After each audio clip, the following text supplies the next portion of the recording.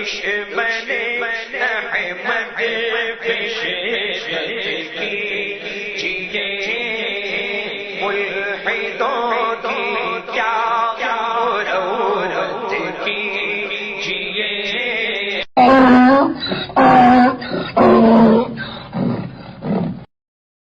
السلام علیکم ورحمۃ اللہ وبرکاتہ۔ بسم اللہ الرحمن الرحیم۔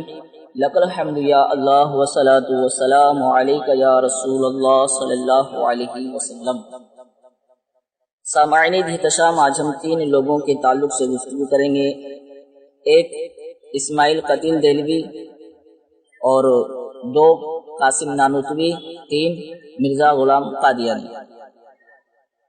تو بغور سماعت فرمائیں، وہابیوں، غیر مقلدوں، دیوبندیوں کا امام اسماعیل قتیل دہلوی تقویۃ الایمان میں کہتا ہے، اس شہنشاہ کی تو یہ شان ہے کہ کیا کہتا ہے، اس شہنشاہ کی تو یہ شان ہے کہ ایک آن میں ایک حکم کن سے چاہے تو کروڑوں نبی اور ولی، جن، فرشتے، جبریل اور محمد صلی اللہ علیہ وسلم کی برابر پیدا کر ڈالے۔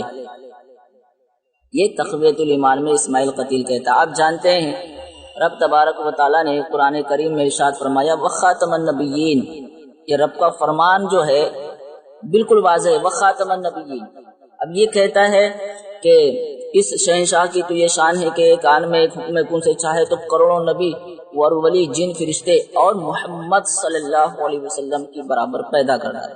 اب اور سنیے، دیوبندیوں کے قاسم العلوم والخیرات، حجت الاسلام، مولوی قاسم نانوتوی نے تحذیر الناس کے اندر لکھا، صفحہ نمبر 25، کہتے ہیں اگر بالفرض بعد زمانے نبوی صلی اللہ علیہ وسلم کوئی نبی پیدا ہو، کہتا ہے بعد زمانے نبوی صلی اللہ علیہ وسلم کوئی نبی پیدا ہو کہ وخاتم النبیین، یہ اعلان ہو چکا ہے، یہ حکم آ چکا ہے رب تبارک و تعالیٰ کا۔ کہتا ہے اگر بالفرض بعد زمانے نبوی صلی اللہ علیہ وسلم کوئی نبی پیدا ہو تو پھر بھی خاتمیت محمدی میں کچھ فرق نہ آئے گا۔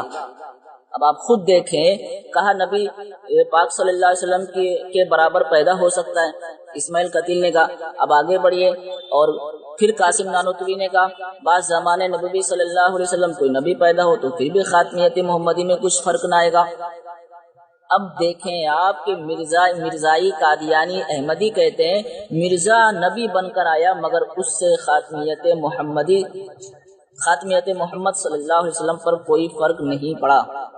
دیکھا آپ نے کس طرح سے جو ہے فائدہ مرزا غلام قادیانی نے اٹھایا، اور مرزائی قادیانی احمدی اس کا فائدہ اٹھا رہے ہیں۔ تو راستہ ان لوگوں نے دے دیا، راستہ بتا دیا، اس کا فائدہ جو ہے مرزا غلام قادیانی نے اٹھایا، اور اس کا فائدہ اٹھا کر جو ہے لوگوں کو گمراہ کیا۔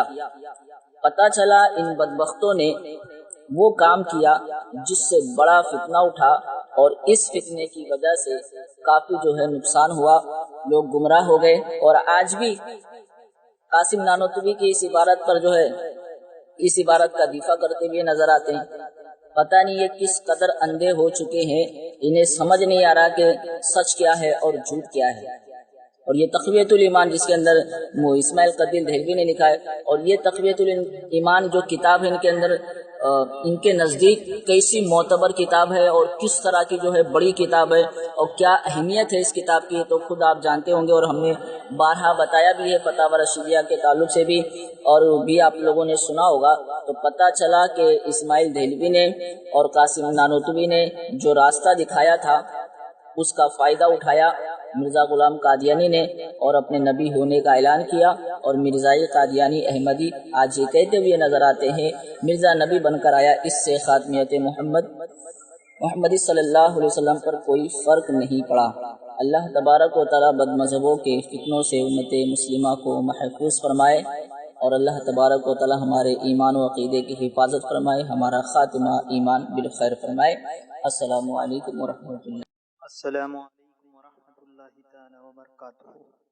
ہمارا رد وہابی یوٹیوب چینل سبسکرائب کرنے کا طریقہ ملاحظہ فرمائیں۔